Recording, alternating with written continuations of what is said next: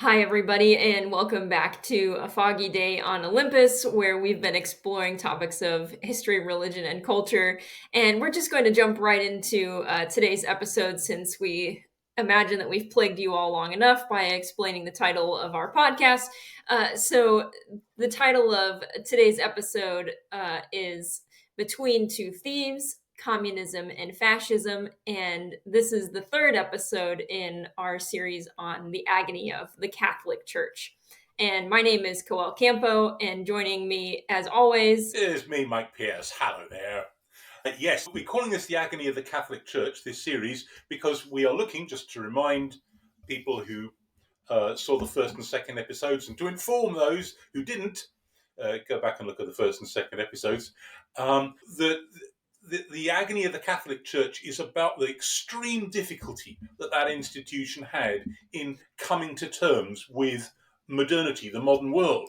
And so that period really starts with the French Revolution, and finally the problem is resolved in the early 1960s with the Second Vatican Council. Well, I say the problem is resolved. No problems in this world are ever resolved. They're merely ameliorated. But for our purposes, let us say that it was solved. But we're not quite there yet at the end point. We are now actually at the darkest bit. So the modernity crisis, which we've laid out in the first couple of episodes, deepens yet further. And one's reminded of the text in Matthew's Gospel, chapter 16, verse 18, and particularly perhaps with the Catholic way of understanding that, which is much more institutional than, say, other kinds of Christians would have. Thou art Peter, and upon this rock I'll build my church, and the gates of hell shall not prevail against it. And with the coming to existence and then in many places into power of communism and fascism in the first half of the 20th century, it really must have seemed as though they were at the very gates of hell with these monstrous ideologies which seem to bring to full flowering all of the things that the Catholic Church had most feared and been struggling, generally in vain, against. right, and just to remind our viewers, and like you said a few minutes ago, the Catholic exegesis understanding of this particular verse in the New Testament is in an institutional sense. And so they think that this is a promise to Peter as the chief of the apostles, and so also to his successors, the following popes. Right, yes, that's exactly how they're seeing that. And lots of their rhetoric constantly returns to that point, to the point where, for most Catholics, that would have kind of seemed obvious. Although, as I think we said in the last episode, a visitor from Mars or somebody who had never looked at Matthew's Gospel before and had read that sentence would have understood that generally in a sort of personal sense to Peter and the apostles, and perhaps by extension, or certainly by extension, I think lots of Christians would say, to Christians in subsequent ages. Yes. Well, we've been recommending a number of books in recent episodes, and we will continue that theme now, particularly by pointing to one especially brilliant volume, and that is John Pollard's The Papacy in the Age of Totalitarianism, 1914 to 1958. It is by no means cheap, but it's probably the best, I would say certainly the best coverage of this period of Catholic history. Well, you might as well spill the beans. How much are we talking here? Well, it's the hardback price that's the most frightening, which comes in at around $150, but even the paperback is $57. So it's not a small outlay. Right. But I would suggest that if you go for the paperback, it'll be well worth your time. It is extremely enlightening. So my Christmas gift for next year is what you're saying. I hadn't thought that far ahead. Right. Yes, if we're still on speaking terms. That's a good clause. Okay, there we are then. Another problem sorted. Good grief. Right. Okay, well, let's just start off by reminding ourselves about the horrible reality of World War One, and this conflict, so much more devastating than anything that had preceded it, seemed in some ways to vindicate all of the things that the papacy had been warning about. What had generated this conflict? Well, modern nationalism and numbers of states, not all of the chief protagonists, but several of them at least, which had become effectively parliamentarian democracies, either full blown in the case of the British and French, or at least with very considerable weight given to the populace. And that meant that, as at the time of the French Revolution, when your country goes to war, the whole population gets behind it. These armies are not small, as in pre modern times. They are what the French would have called the levée en masse, recruiting from everybody and unleashing the dreadful potential, which had been seen in significant measure in the American Civil War of the early 1860s, of the Industrial Revolution. But that wasn't fully realized in the American Civil War. In the First World War, it was. This was the war of barbed wire, machine guns, massive artillery, and then, of course, aeroplanes, trains moving troops rapidly from one point to another, and so on. So it really did unleash hell. And the papacy made everybody really unhappy. It put out constant pleas for peace, but it refused to take sides. It did what the papacy had long done, which was engage in careful diplomacy. And because passions were so enormously aroused in this conflict, the Allies had the idea that the papacy was kind of secretly on the side of the Central Powers, Germany, Austria Hungary, and so on. And the Central Powers had the idea that the papacy was secretly favouring the Allies. So nobody was happy, and certainly most Italians were very unhappy because the papacy gave no support at all to their massive war effort, which cost Italy 600,000 dead. The Italians would have been particularly upset, like you said, because the Papal States obviously are in Italy. So the Pope is residing there. And so they thought they had a special claim to the blessing of the Catholic Church. Right, yes. And the Pope had always been an Italian since, I think, the early 16th century. So, yeah, despite all of the frozen relations and the non recognition of the Kingdom of Italy by the papacy, many Italians still will have looked to it as being, in some sense, theirs. Hmm. And of course, the conflict proved that it wasn't. You could say, in a way, that the papacy did the right thing. Nevertheless, that didn't stop it from being blamed on all quarters. And the Allies felt, the British in particular, actually, that the papacy was somehow on the side of the Central Powers, and froze it out of any possible future peace conference. Now, while we're recommending books here, I want to mention this one. It's an unusual volume by Philip Jenkins, The Great and Holy War, how World War One became a religious crusade. Now, I have to say that I am not persuaded that that was the case at all. He's famous for making unusual arguments on a variety of subjects, but he's really always well worth reading. If he's not always persuasive, his books are nevertheless enlightening because of the kinds of material that he presents that might otherwise be overlooked. It certainly is true that religion, while it was not the cause of World War One, was invoked by all sides. So, just to get a little flavour of that, let's have a little picture show here. Here's a French poster which has Jesus rebuking the Kaiser, "Thou shalt not kill."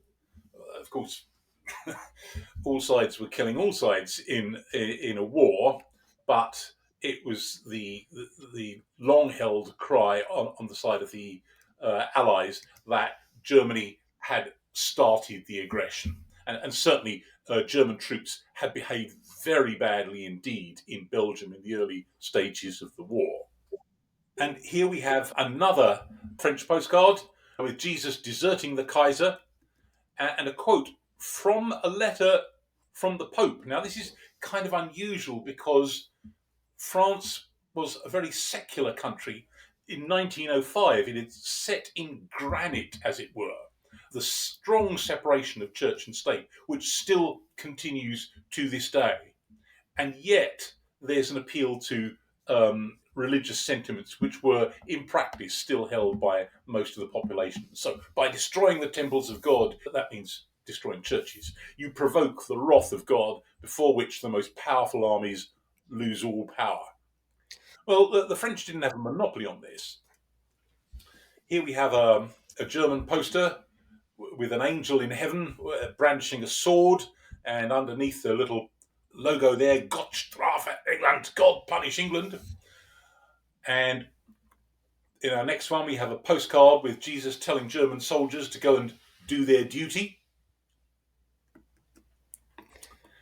And finally, because I think we've probably already had enough of this, here's an Australian poster aimed at civilian morale, because God is apparently simultaneously engaged on the anti-German side.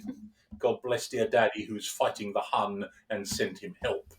So there we are. This is pretty typical in wartime, though, right? That everybody wants to claim that God is on their side. Yes, I must admit I sometimes get a little impatient with people who like to argue, oh, religion's the cause of all the conflicts. Only a few, actually, but religion gets dragged into almost every conflict because it's the claim to the ultimate moral high ground. Right.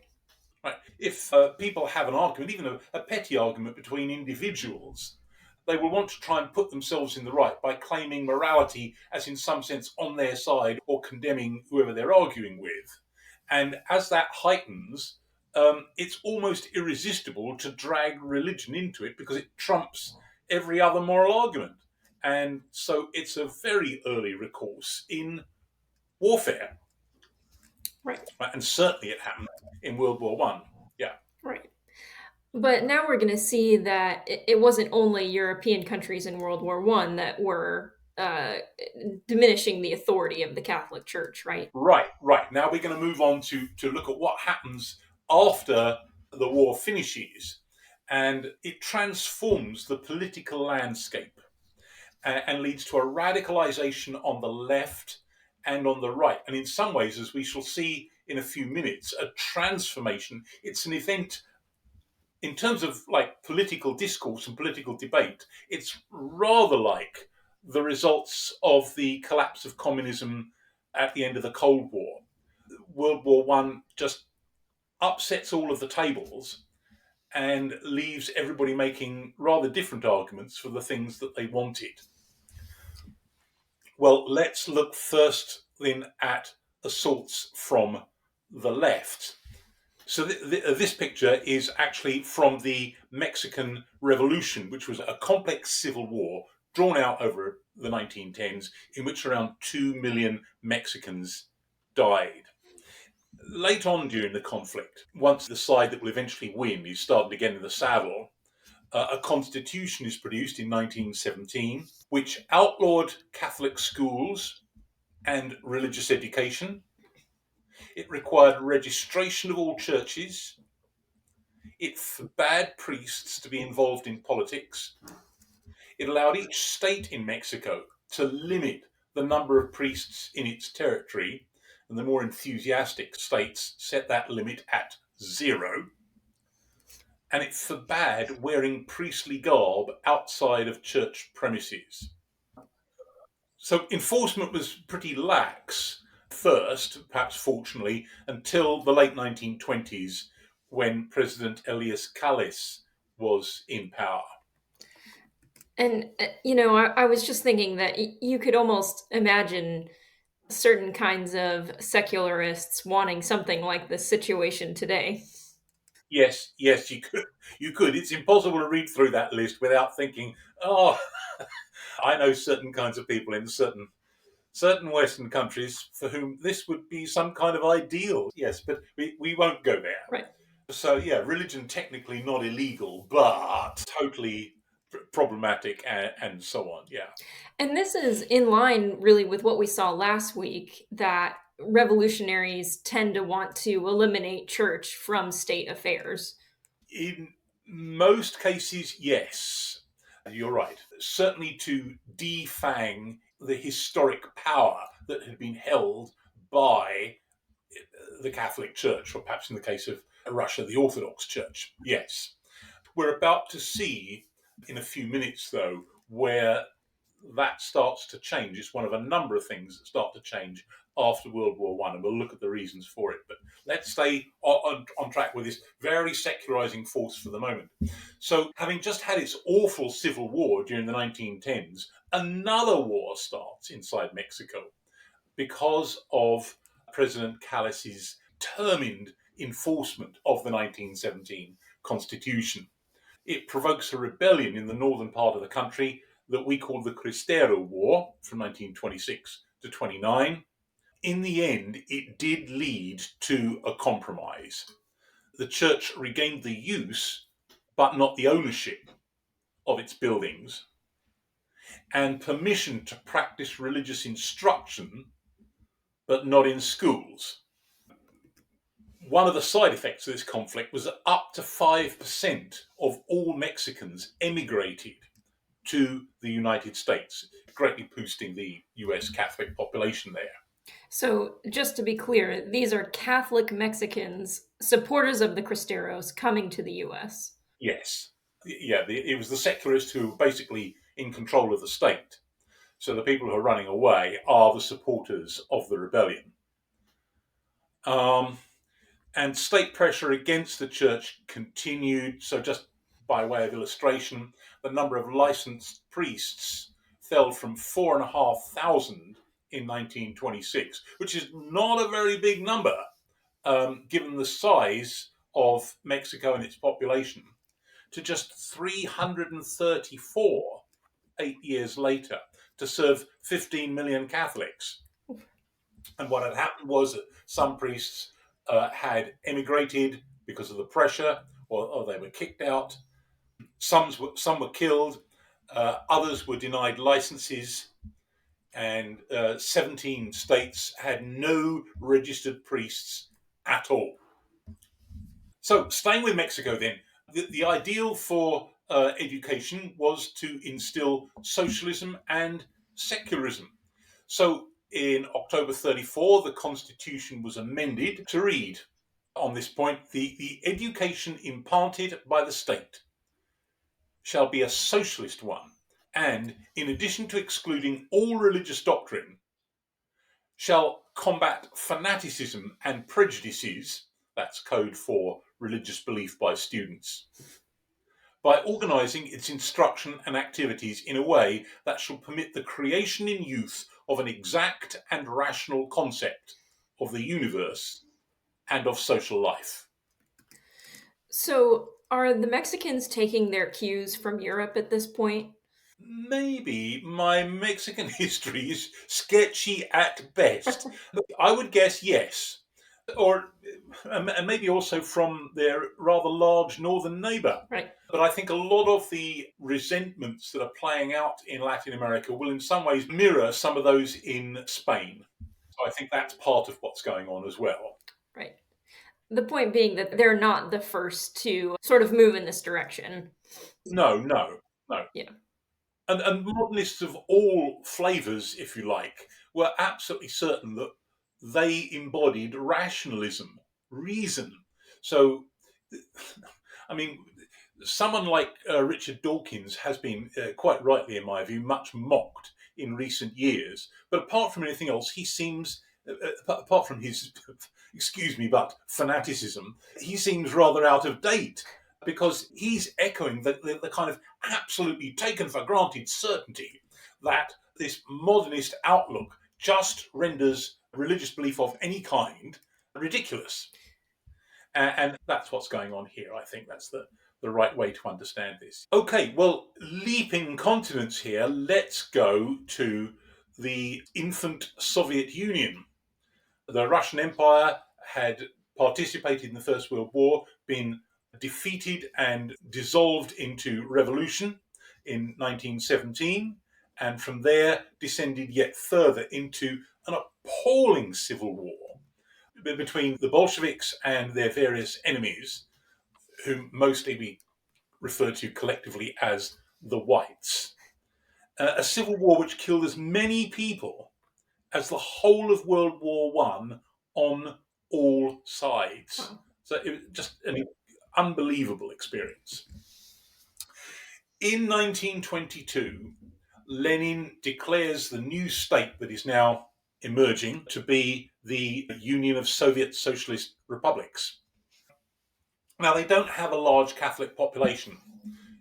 Just a little background here. Relations between Russia and the papacy had always been absolutely terrible because historically Russia saw itself as an Orthodox state, and part of Orthodoxy was, in the sense, a notness. It was an identity that was precisely in rejection of the Catholic and Protestant, but especially Catholic West. But of course, the new state that had now emerged had a slightly different reason for rejecting Catholicism. But it now had a greatly reduced Catholic population. In the late Russian Empire, the heart of Poland, let us say the central area of Poland and Western Belarus and so on, had been included within the empire. And most of those people there had been Catholics. So there had been loads of Catholic subjects. In the Soviet Union, there wasn't, because Poland had been resurrected as a state, but there were still some. And so the Catholic hierarchy was a very easy target to go for. The Bolsheviks were determined to destroy religion of all kinds, but who better to start with than the leaders of the traditional enemy, the Catholic West, and so the Catholic hierarchy. So they were put on trial, given a show trial in March 1923. Now, when we say a show trial, we mean one that's in public and in which the outcome is clear from the start. Right, yes. In a show trial, there's never any doubt of what the verdict is going to be. There might be a little over what the sentence is going to be. And in this case, 2 of the leaders were sentenced to death, 15 to the labour camps. And we got a description of this from a book published in the West the following year by McCulloch, simply called Bolshevik Persecution of Christianity. But this passage is not filled with hype. It's clearly based on eyewitness, and it's talking about the verdict as handed down by the public prosecutor, Nikolai Krylenko. And it's worth noting, you can see the date of his death there, 1938. He'd later be executed himself in the purges of 1937 to 38. And just remind us of what the purges actually were. Well, the purges would be 14 to 15 years after the events being described here. Simply the arrest and usually execution of loads of party functionaries, factory managers, engineers, senior army officers, and many others who were kind of scapegoated for the catastrophic failings of the Soviet economy and of Soviet institutions. Of course, it couldn't possibly be the fault of socialism. It must be because people are working against us, Right. that kind of thing. And also Stalin, who's not in power in 1923, but after 1927 he is, making sure that nobody has any position in the country that doesn't depend entirely upon him and having been given that position by or under him. So, yeah, that's what happened there. But okay, so back to 1923. Krylenko, who began to speak at 6:10 p.m., was moderate enough at first, but quickly launched into an attack on religion in general and the Catholic Church in particular. The Catholic Church, he declared, has always exploited the working classes. Now, this is a typical piece of communist rhetoric.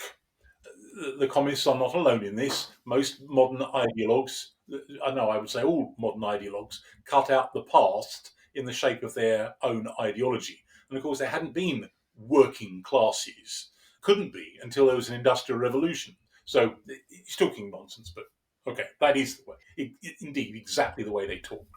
When he demanded the Archbishop's death, he said, "All the Jesuitical duplicity with which you've defended yourself will not save you from the death penalty. No pope in the Vatican can save you now." As the long oration proceeded, the Red Procurator worked himself into a fury of anti-religious hatred. "Your religion," he yelled, "I spit on it, as I do on all religions, on Orthodox, Jewish, Mohammedan, and the rest. There is no law here but Soviet law," he yelled at another stage, "and by that law, you must die." It's pretty strong stuff. Well, yes, it would get worse. We seem to say something like this almost every episode. At some stage, we will deal with the communist assault upon religion generally, properly. Right. But this is not that day. We're just glossing over it lightly. Well, let's switch countries again now and look at the Second Spanish Republic. Now, everywhere has a complicated history. Spain, in particular, does in the 19th and early 20th centuries, and it was extremely unstable for much of that time. By the early 1930s, there was a very, very fragile democracy in place. But the election of a leftist government in 1931 saw ferocious assaults on the Catholic Church. Which is strange because we tend to think of Spain as devoutly Catholic until very recently. Right, yes, but that's not really quite the case, certainly in modern times. There have been very powerful anti religious forces in the country. This was something we touched on actually towards the end of the last episode, if people like to go back and have a look, where your favourite historian, Owen Chadwick, talks very briefly and perhaps a little superficially about this situation and why the forces of the liberals are so vehemently anti-clerical. Okay, so that continues beyond the late 19th century right through to the early 20th. So they abolished Catholic schools and charities. They prohibited religious education in schools, expropriated churches, seminaries, monasteries, even works of art, expelled the Jesuits from the country, and confiscated their properties. And Pius XI issued the 1933 Encyclica Electissima Nobis, decrying these assaults. He noted, "Universally known is the fact that the Catholic Church is never bound to one form of government more than to another." Well, it certainly did have its preferences, provided the divine rights of God and of Christian consciences are safe. Well, in 1934, this anti Catholic crusade, so to speak, was stopped because there was another election and the right came to power. But then there was another election in 1936, which was ferociously contested and won very, very narrowly by the left. And Spain dissolves into civil war, which is another big topic in itself that we can't go into properly now. We're simply going to look at some of the anti-religious rhetoric going on. So let's take a look at a couple of posters from that conflict here. So the first one is of about Los Nacionales, the nationalists. So the Spanish Republicans, by which we mean the communist and anarchist left, they were fiercely divided amongst themselves. One of the reasons they lost the Civil War, actually. They portrayed the nationalists, the right, as Nazis, the church, the military, and North Africans. So the left is being racist. Right, yes. Few people were above being racist in this period. I'm sorry to tell you. Well, I think we all know that, actually. So, what could possibly justify this? Well, General Franco had been based with the Spanish army in Spanish North Africa and came over with troops, many of whom were North Africans, to depose the just elected by a whisker leftists in 1936, and off goes the Civil War. And during that conflict, he did indeed have help from the Nazis. Hitler's Germany sent some of its new war machines to test them out in Spain to see if they worked, and unfortunately they did. One thinks particularly of the horrible Stuka dive bombers. And Mussolini's Italy sent troops over to help the nationalists as well. And the church, which knew that it was in for a drubbing under the left, well, lots of people who were devoutly Catholic simply fell into the lap of the nationalists. The military clearly being led by Franco. So, yeah, the second poster is kind of similar. Spanish Republicans associating the church with Nazism and death. Yeah, and to be fair, the Nazis were helping the nationalists in the Civil War. Right, yeah, they were. But, putting a swastika on a bishop's mitre is pretty strong. But leftist murders of priests, monks, and nuns more or less threw local Catholicism into the arms of the rather secular General Franco. Franco certainly supported respect for the church, but he wasn't particularly devout himself. This is something that we're going to see a few more times, that the left was so terrible to the church that they ended up more or less, with the fascism. Right, this is bringing about the culmination of the church's crisis, right? Because fascism of any variety, and there were a number of varieties, is clearly antithetical to anything remotely Christian. And people in the Vatican can see that quite clearly. But where else are they going to go in these kinds of situations? So here we've got a picture of Spanish anarchists shooting at a statue of Christ before blowing it up in 1936. So it's highly symbolic violence. And of course, this brings us to the situation where the church is kind of dancing around fascism, which is what we're calling this next section. So, at the risk of derailing the entire episode, can you just give us a working definition of fascism here? All right, well, here's a very brief attempt because there is no universally agreed description. I want to say at the outset that what it does not mean is more right wing than I happen to like, Yeah. which tends to be the usual usage now, and has been for quite a while, actually. Right? I think it does have a definition that I'm going to attempt to give. At the risk of sounding flippant, I'm going to say it's nationalism on steroids. Right? Right. It's certainly highly nationalistic. Now this is quite shocking because, of course, in the 19th century, nationalism had been a movement that was broadly on the left. Right? Right. The nationalists and the liberals in the 19th century were generally the same people. They wanted more parliamentary democracy, or moves at least generally in that direction, less power for monarchs, more for elected bodies, less power for traditional churches, and a more secular society, freedom of religion, freedom of the press, freedom of speech, right? Whereas fascism is none of those things. Right. Right? And this is, again, one of the major results of World War One. It leads to a kind of transforming effect on the general political landscape. So I think perhaps the least unsatisfactory definition of fascism might be absolutely strident and militaristic nationalism. Militarism generally, and a support for a determination to impose totalitarianism. Now, there's another dangerous word. The word itself is created in the early 1920s in Italian, actually, totalitarismo, by an Italian journalist to describe Mussolini's regime. Mussolini agreed with the description and actually expanded upon it, but he didn't like the journalist and had him killed.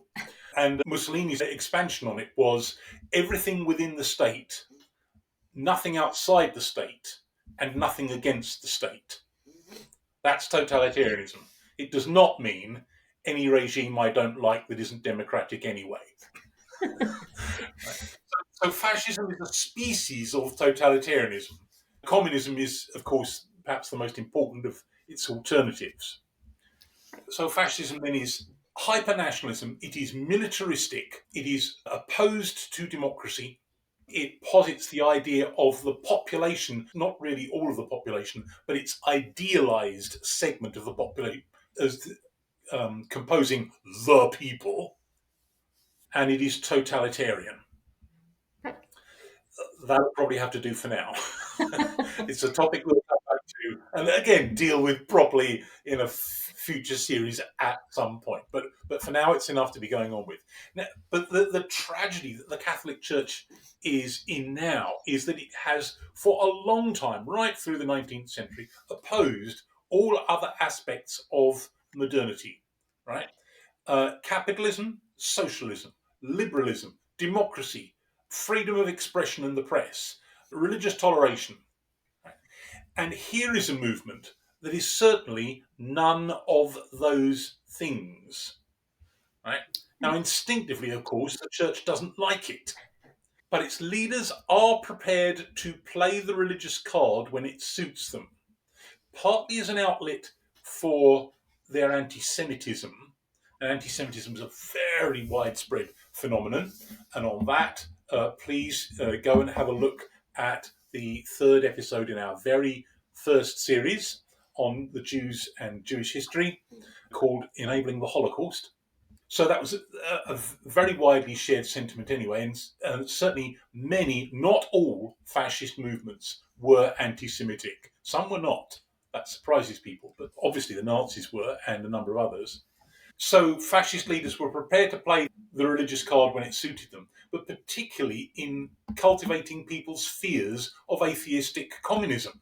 We are your protectors against that. So if you go to church or you're still either really or at least vestigally religious, you ought to support us, that kind of thing.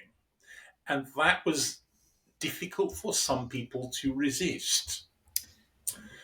And even at the institutional level of the church, there was an awareness that, well, maybe this is the least awful thing in prospect. So they'd really backed themselves into a corner, and all they had left was fascism. Right, they have backed themselves into a corner. Now, I don't want to overstate this because, of course, most Catholics did not become fascists, and certainly the leadership was more than uneasy about this awful movement. But nevertheless, the temptation was always there, maybe to go along with it. Its leaders were generally atheists or agnostics, scornful of religion, at least in private, about which most religious believers were uneasily aware. Now, if that has modern echoes in the present, well, we'll just leave that there and leave people to figure out what they want to figure out for themselves. But yes. Okay, so we're going to deal with an early outlier here, which doesn't count as fascism. It can't do, although it much later on mutates in that direction because it's too early. But it does mark a break from earlier nationalism, and that is Action Française. It's founded in 1898 during the height of the Dreyfus affair. And if you're not sure what that is, I'd refer you again to the same episode I mentioned a few minutes ago, Enabling the Holocaust, in our first series. It is nationalist, but counter-revolutionary. That is, it's opposed to the French Revolution, even though the French Revolution is universally understood as giving birth to modern nationalism. Its leader is Charles Maurras, and he converted its original leaders to monarchism. And he supported restoring Roman Catholicism as France's national religion. Wow, so this is really standing on its head everything that we know about 19th century nationalism because the nationalistic revolutionaries tended to be opposed to religion since it was seen as controlling along with the monarchy. Right? And opposed to the monarch, either being outright Republicans or at least wanting to limit the powers of monarchy. Right. Right. Whereas this is paddling in the opposite direction. And now France has a complicated history, and I'm not promising a future series on that. But we're promising future series on virtually everything else, but there we are. So this movement is a bit of an outlier. Yeah, most of its members were practicing Catholics, and some of them were clergy. But the agnosticism of Marat and the utilitarian view of religion as social glue rather than as true belief led Pius XI to condemn the movement on the 29th of December 1926 and to excommunicate its members a few months later. Its newspaper, called simply Action Française, was the first newspaper ever to be placed on the papal index of prohibited books. Although we should note that the condemnations were lifted by Pius XI's successor, Pius XII, in 1939. Now, here we've got a picture of the leader of the movement, Charles Marat. He's its main ideologue. And we've said he's an agnostic at best, but he defines France's enemies like this: its internal enemies: Protestants, Jews, Freemasons, and resident foreigners. So he's an agnostic, like you said, but two of his main hate targets are non-Catholic religious groups. Right. So it's pitching for Catholic support uh, as being something closely connected with Frenchness. Now, this will not happen in every country, not in every country where fascist movements become prominent, but it will happen in some. So, in his view of the world, you could be an agnostic like himself, but you better be a Catholic agnostic. But Protestants and Jews are outgroups, as indeed are Freemasons and resident foreigners. So, as with his equivalents today, think maybe, and skating very quickly over this here, think maybe Trump, think Putin, think Orban, religion is not about belief or truth, still less as a sacrificial code to serve others by. It's social glue and it's an identity marker. It's a battle flag, right? An identifier of us. Okay, well, we've already mentioned that the first fascist state is Italy from 1922 onwards, when Mussolini seizes power, but he's not quite the first fascist, is he? Right, you and I have visited Rijeka a couple of times where the real first fascist had his own little mini state for a couple of years. Yes, yes, he's that absolute stinker and scumbag, Gabriele D'Annunzio. We can all console ourselves concerning Hitler by saying, well, he was an absolutely rubbish painter. But sadly and embarrassingly, D'Annunzio was a terrific poet, but he was an appalling human being. And as you say, he had seized control of Rijeka, Fiume in Italian. Both names simply mean river. Held it as a mini-state for a while, which he said should be part of Italy. And eventually, from the mid-1920s onwards, most of it was. Yeah. Right. But now viewers can fully exercise the ghost of fascism by going to Rijeka and getting sladoled at cacao. Yes, if you can find a seat. Right. Yeah, it is usually rather crowded. Yes, it's an amazing cafe and cakes and slardoled ice cream place on the waterfront there. And you should really go. To make it perfect, you need to go along with Vlad and Melanie, our friends, right? Right. Yes. Okay, but getting even more serious here and going back to Mussolini, who was inspired by D'Annunzio, actually. So he's in control in Italy from 1922 onwards.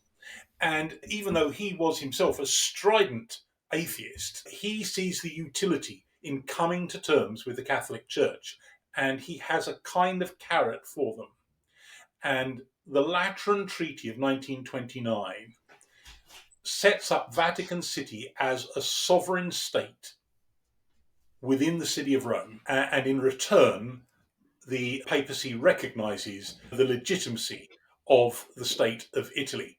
He also returns at least some religious privileges within Italy to the Catholic Church. So it's kind of a deal. Does this mark the papacy's slide towards fascism? Not really, but it's having to do deals with fascists, at least, in coming to terms with the new realities of the modern world. Well, let's take a brief glance, and that's all we can do here, at the most monstrous of these fascist movements of the lot, and that is obviously the German Nazis. Now, I'm only semi recommending this next book. It's a little bit tendentious. It argues that the Nazi movement of the early 1920s took off overwhelmingly in Catholic areas of Germany, most notably in Bavaria. Think of the beer hall putsch in Munich in 1923. But Hastings admits that, quote, an antagonistic relationship between the Catholic Church and Hitler's regime developed later during the Third Reich, so after the Nazis had seized power. And he says that after 1925, Nazism took on an increasingly anti-Catholic and anti-Christian identity, and that's certainly true.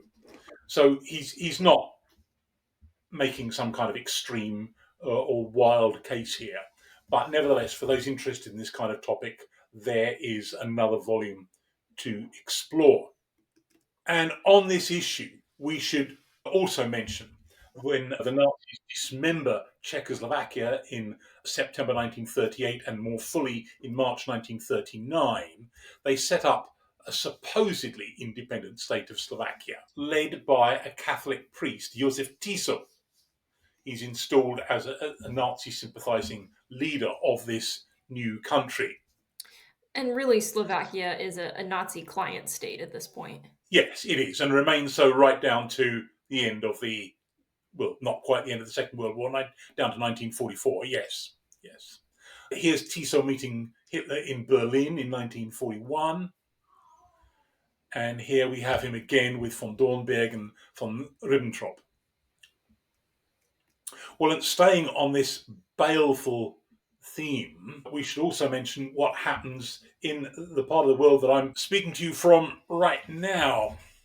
So this is an appalling little bit of writing from the Catholic Archbishop of Sarajevo, Archbishop Šarić, composing his ode to Pavelić, praise to Ante Pavelić, who was the Ustasha dictator in Croatia. Yeah, and the Ustasha are the Nazi puppet regime governing the supposedly independent state of Croatia. That also included Bosnia. Right, after the Nazi invasion of Yugoslavia in the spring of 1941. Yes, that's right. So Yugoslavia had managed to stay out of World War II until the spring of 1941. Then the Nazis invade, dismember the country into various bits we can't look at now, highly complex. But they create this supposedly independent state of Croatia that includes not all of Croatia, but does include all of Bosnia. And in Sarajevo, Catholicism and Orthodoxy and Islam had lived alongside one another for hundreds of years. So here's Šarić composing this ode to Pavelić against the greedy Jews with all their money who wanted to sell our souls, betray our names, those miserable ones. You, Pavelić, are the rock on which rests homeland and freedom in one. Protect our lives from hell, from Marxism and Bolshevism. And so, what is a Catholic archbishop doing expressing all this anti Semitic hatred? Well, one might well ask. One could understand people in his position unwillingly going along with a new state of affairs, perhaps to protect their flocks or the institution of the church or something like that. But this is going an awful lot further than that. And one can only assume that he is really expressing his genuine opinions and that he had for a long time been afraid of the twin forces of capitalism, the Jews with all their money, and of Bolshevism, the Jews again, and probably opposed, or certainly opposed, I would think, to the existence of the state of Yugoslavia. And here is a state of Croatia that includes people like him, because the Catholics in Bosnia are a minority, anything from 17 to 20% of the population. But now he's part of that dominant group. So he's all in favour of it. But I mean, it's utterly un-Christian. Yeah. And here we've got in our next slide something with less in the way of literary aspirations, but it's still appalling. This is an article called "Why Are the Jews Being Persecuted?" in a journal, Katolicki Tjednik, Catholic Weekly, published in May 1941, so just a few weeks after the Nazi invasion and the setting up of this new state. And he's justifying Ustasha persecution of the Jews, this priest, Franjo Kralik. The descendants of those who hated Jesus, who condemned him to death, who crucified him and immediately persecuted his pupils, are guilty of greater excesses than those of their forefathers. Satan helped them invent socialism and communism. So greater excesses. So modern politics counts as more important than the mere crucifixion of Jesus. Well, it looks like it. And as now, for a lot of people, even clergy, their real religion is politics. And if you listen to them long enough, they, they will let you know that. They may not admit that in so many words, but it becomes obvious. And that's what's going on here. So he continues, the movement for freeing the world from the Jews. How do you free the world from the Jews? Well, by killing them all.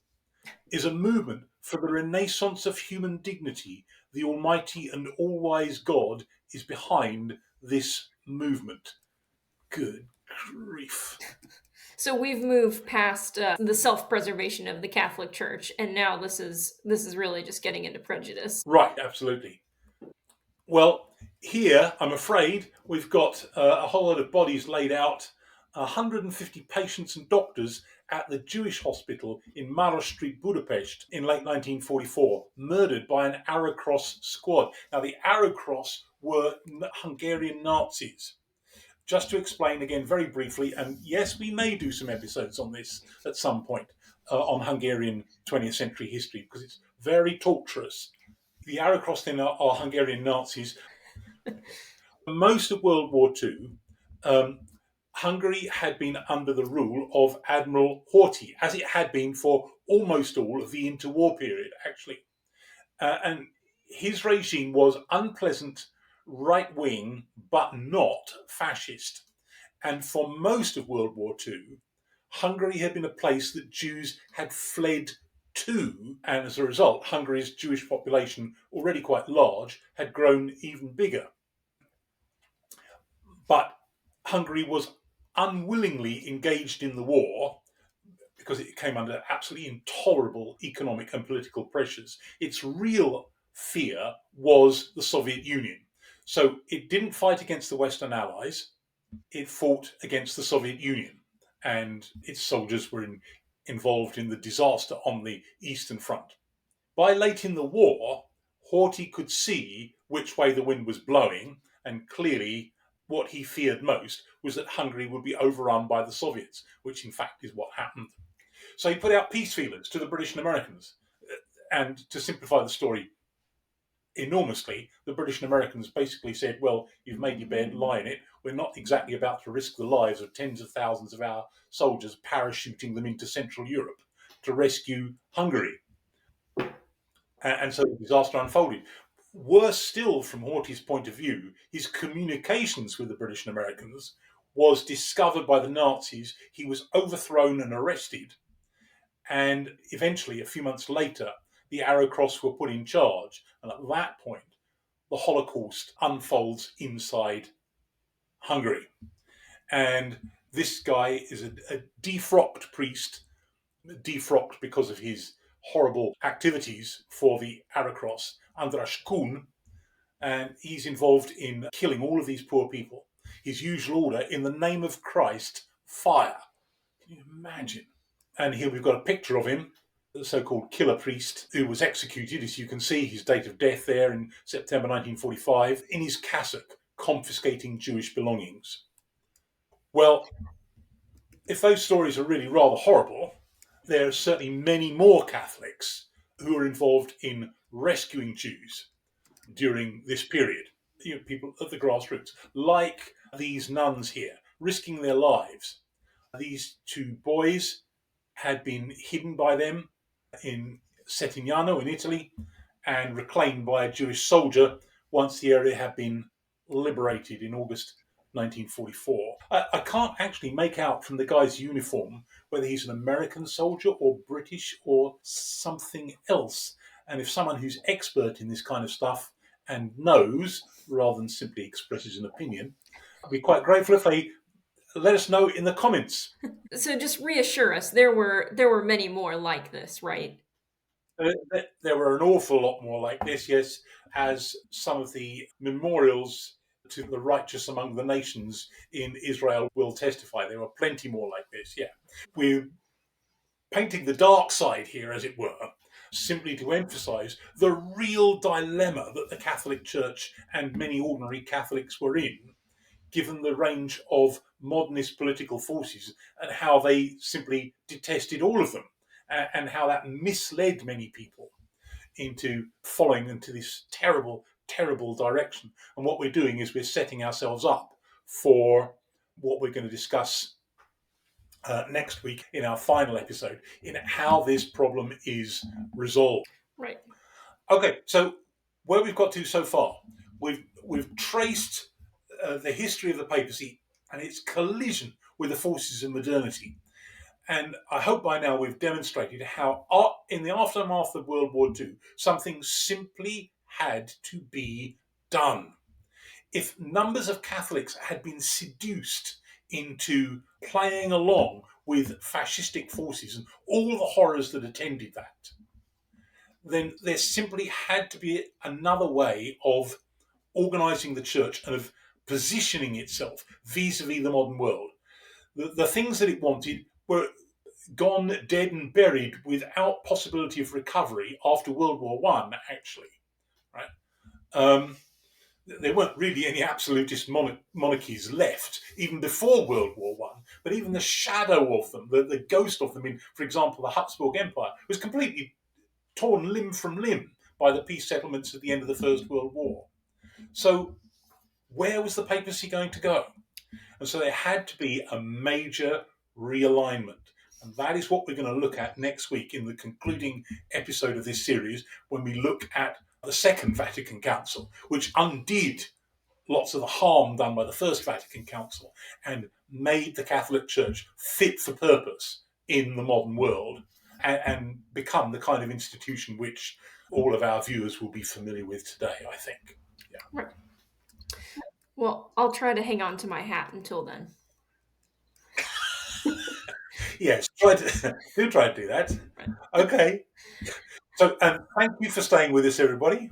And we like to remind people, if you would just show us some love and repost and reshare our videos and annoy everybody that you can with them. We greatly appreciate it. Right. It's always a good idea, right? Right. If we suffer with unpopularity, why shouldn't you people do the same? Right. Thank you for staying with us, and we'll see you next week. Bye bye now. Bye everyone.